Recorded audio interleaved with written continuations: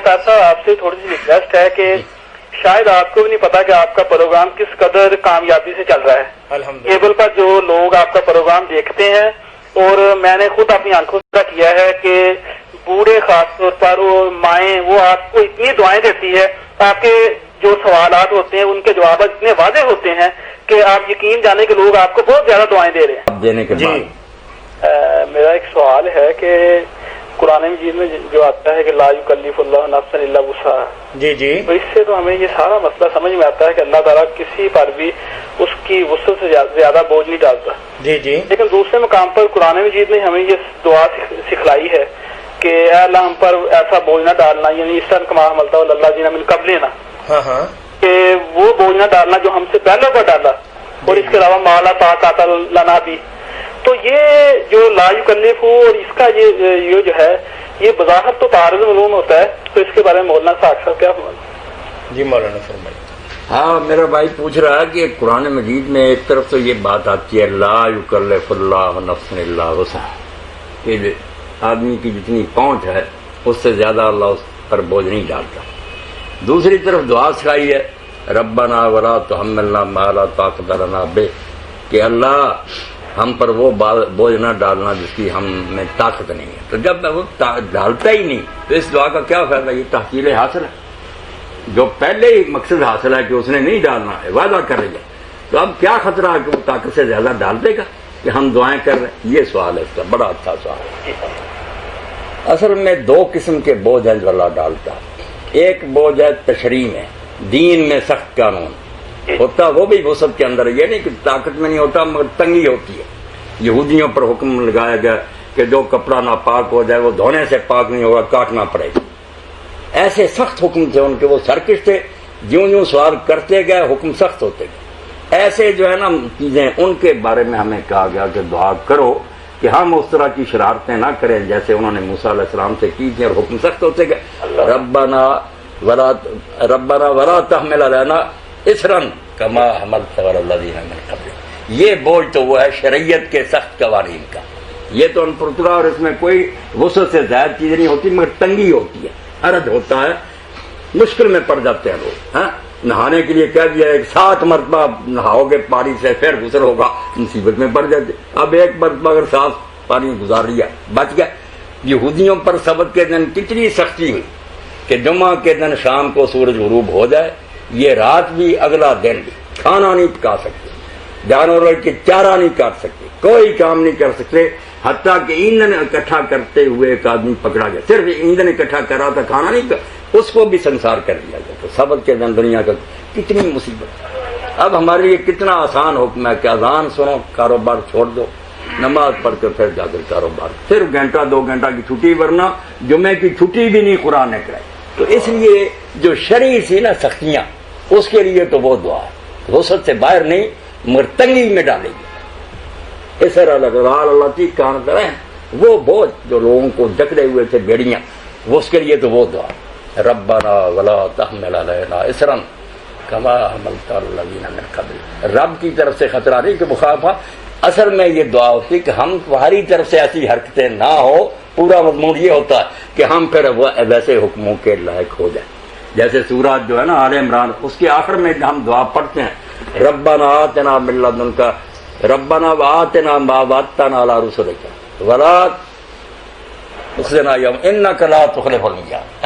کہ اللہ جو وعدہ تو نے پیغمبروں کی معرفت ہم سے کیا پورا کرنا.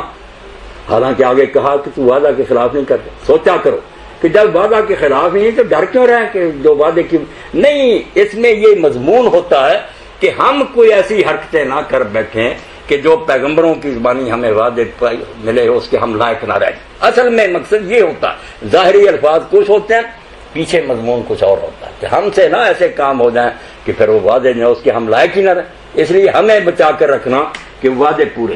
تو تحمل علیہ السلام میں تو ہو گیا کہ شریعت میں کوئی بوجھ نہ اتارا.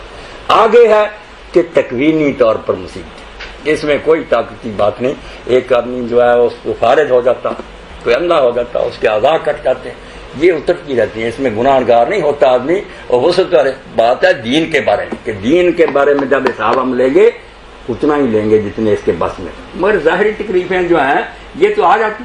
سارا کنبہ ہی مر گیا ہے کہ گاڑی میں جا رہے تھے، کبھی ایسی تباہی ہوگی کمر ٹوٹ گئی، اس کے لیے پھر کہا ربنا ولا تحملنا ما لا طاقت لنا۔ یہ تکوینی حوادث دیا نا، تقدیر، ان میں بھی کوئی ایسے نہ اتارنا کہ میری کمر ہی ٹوٹ گئی۔ آ تو جاتے ہیں، اس میں ایک بات کا سوال نہیں ہوتا، نہ گناہ اور ثواب کی بات ہوتی ہے، مگر آزمائش کے طور پر اللہ کی طرف سے ایسی چیزیں ہو جاتی۔ یہ دو قسم کی تکلیفوں سے بچنے کی دعا کہ نہ شریعت میں ہم پر سخت حکم نازل ہوں پہلی امتوں جیسے، اور نہ جو ظاہری تکلیفیں ہیں، مصائب، یہ ہم پر ایسے آ جائیں کہ ہم برداشت ہی نہ کریں۔ سارا سرمایہ کا آدمی کا لوٹ گیا، پاگل ہو جاتے ہیں، جگہ چل جاتے۔ جی بات واضح ہوگی بھائی۔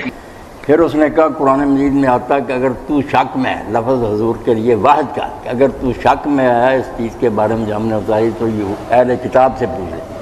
تو مولوی صاحب نے کہا جہاں ایسے فکرے آتے ہیں نا کہ تو شک میں ہے، تو وہ دیکھنے میں حضور کی بات نظر آتی ہے، مگر وہ اصل میں جو قرآن پڑھ رہا ہے یا سن رہا اس کی بات ہوتی ہے کہ اے قرآن سننے والے یا پڑھنے والے، تجھے اگر شک ہے، شک کس بات میں کہ اللہ کی کتاب نہیں، تو پہلی کتابوں میں جو حضور کی پیش گوئیاں ہیں ان سچے اہل کتاب عالموں سے پوچھ لے کہ وہ نبی کہہ کر گئے تھے یا نہیں کہ ہمارے بعد ایک رسول آئے گا، تو وہ صرف یہودیوں عیسائیوں پر حجت پوری کرنے کے لیے کہ تمہیں اگر شک ہے تو اپنی کتابوں دیکھ لو، حضور کو کوئی شک نہیں۔ یہاں ایک بات بڑی پتے کی یاد رکھنی چاہیے کہ یہ لوگ ضد کرتے ہیں کہ کہا گیا واحد کے صیغہ تو اس کے لیے سورہ بنی اسرائیل یاد رکھنی چاہیے کہ وہاں کہا گیا کہ اگر تیرے والدین دونوں یا ان میں سے ایک بڑھاپے کو پہنچے تو اوفنا کہنا ان کے لفظ سارے واحد، تیرا بالکل یہ ہے، حالانکہ رسول اللہ کے والد بھی فوت ہو چکے تھے پہلے ہی، والدہ بھی،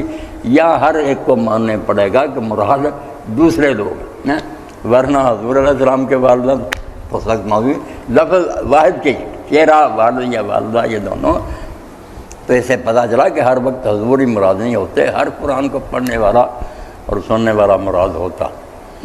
پھر اس نے کہا کہ قرآن مجید میں یہ بھی آتا کہ لاؤ تورات اگر تم سچے ہو، تو یہاں بھی مولوی صاحب نے کہا کہ اس سے پہلے فکرہ تھا کہ جو تم اونٹ کو حرام کہتے ہو لاؤ تورات، کب ابراہیم علیہ السلام نے اس کو حرام کیا تھا، تو یہ تمہیں جھوٹا کرنے کے لیے تمہاری کتاب کا حوالہ تھا، ورنہ قرآن مجید کو اس کی کوئی ضرورت نہیں کہ تورات موجودہ سے وہ دلیل لے۔